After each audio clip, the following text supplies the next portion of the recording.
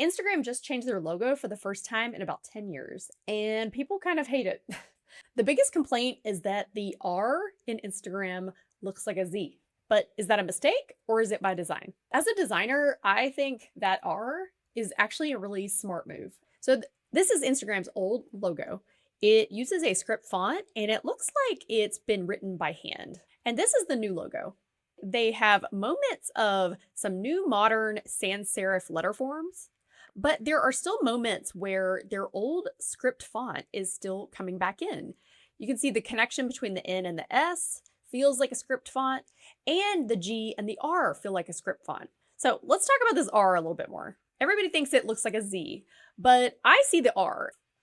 The descender of this G is in a script letter form, and it's leading my eye up to that R to complete the letter, which connects to the A. So the designers that worked on this logo, they designed hundreds and hundreds of design iterations of this new word mark, but they ended up coming back to keeping some of their original script in. And this is really a branding lesson that you don't always have to throw all of your personality out the window when you do a brand redesign. Keeping some of that history in their logo was very important to them. And that's why they ended up keeping some of these flourishes in the word mark. In this age of AI, keeping a human touch to a logo seems just so important. And it's something that people want to see in a brand like Instagram. So many brands have completely swung the other way when they were modernizing.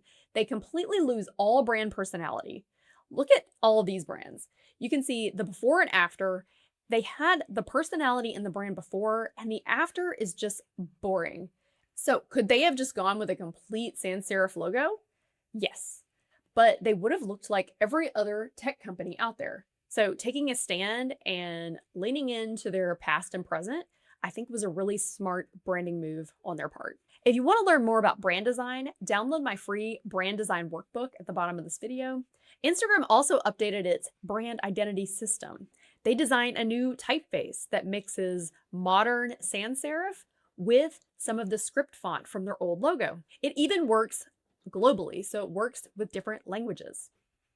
They created a new gradient that has movement and feels like light is coming through it. And this really leans into motion and interactivity in their brand. They also came out with different layouts and this nice grid for different ratios. So no matter what size they are creating at, they have a system and a grid to help with their layouts. So in a logo redesign project, it's always a good idea to look at the bigger picture.